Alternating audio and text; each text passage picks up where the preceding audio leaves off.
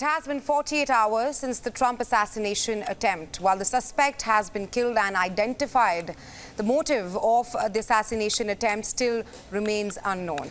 Well, to talk more on this, we're now being joined by Stephen Golub, law and political analyst, and he is joining us live from California. Welcome to WION, Mr. Golub. Thank you very much. For starters, just give us a rundown of who takes care of the security of such a huge event.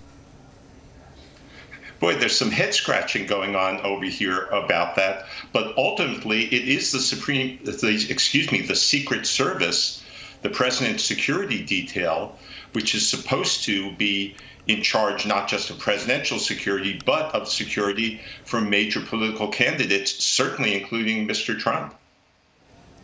Right. With the probe still ongoing, the latest that we know is that before the assassin took an aim at Trump during the campaign rally, the local police officer had notified the Secret Service about the suspicious man. Then, according to you, where exactly were the lapses? Where were the failures? Well, look, I'm not a security expert. I'm really speculating right now. More will come out in the days and weeks and maybe even months ahead.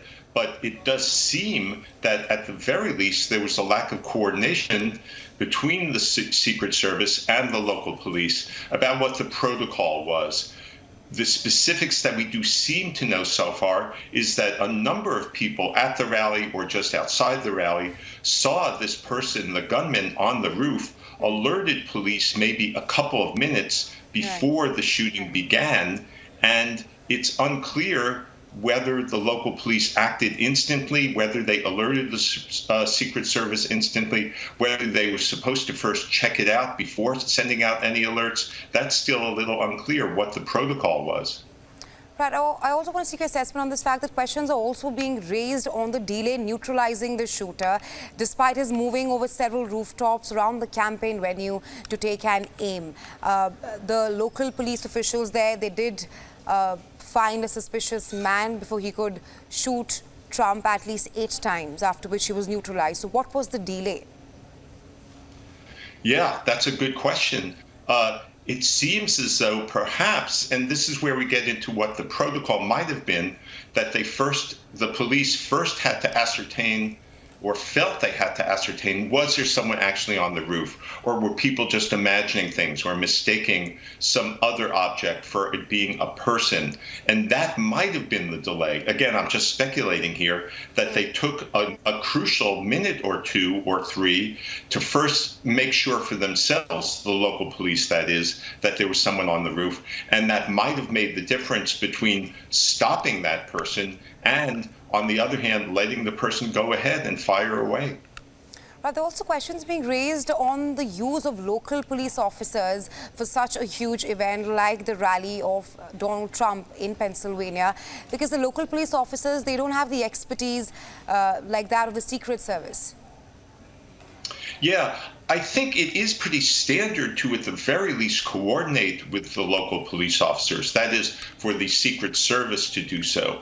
Now, one big question that is being raised and will continue to be raised is, what was the security perimeter? The Secret Service certainly was in charge of setting that, and why this roof wasn't in an area that was carefully scrutinized and carefully monitored, why the security perimeter didn't seem to include that, is a big question. On the other hand, perhaps the Secret Service thought it had an arrangement with the local police that it would surround the building, would carefully monitor the building so that there was no way that anyone could get up on the roof. But something obviously fell through if that was the case. Right. Secret Service Director in the latest gave an interview to a news channel, and she has said that the rally shooting was unacceptable. She also said that the buck stops with me, and she's taking the sole responsibility of the unfortunate incident. According to you, what kind of changes do you anticipate when the Secret Service provides security to presidential nominees going forward? Well, I'm afraid that when she says the buck stops with her, she's absolutely right.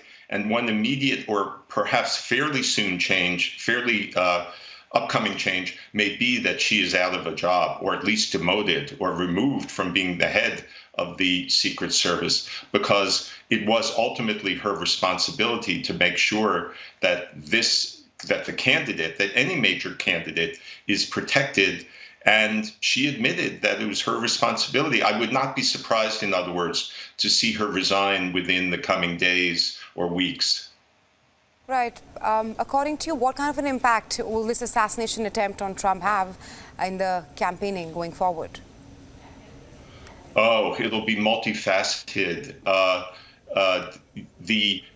Do you mean in terms of the security or the politics of the situation? Security. Okay. In terms of the security, I would think that even though there are extensive security precautions that are taken, those will be geared up even more. Does it mean more personnel? Possibly. Does it mean expanding the security perimeter around a given campaign event, be it Mr. Biden or Mr. Trump? I would think so. Does it mean greater scrutiny of or much more careful preparations in terms of coordinating with local police, which is part of the arrangements for any appearance such as this? Yeah, I think that will be geared up as well. So we'll see how the specifics work out, but I would think those will be the general changes that will be brought about. Right, Mr. Golub, thank you so much for joining us and WION with your insights on this. Thanks for having me.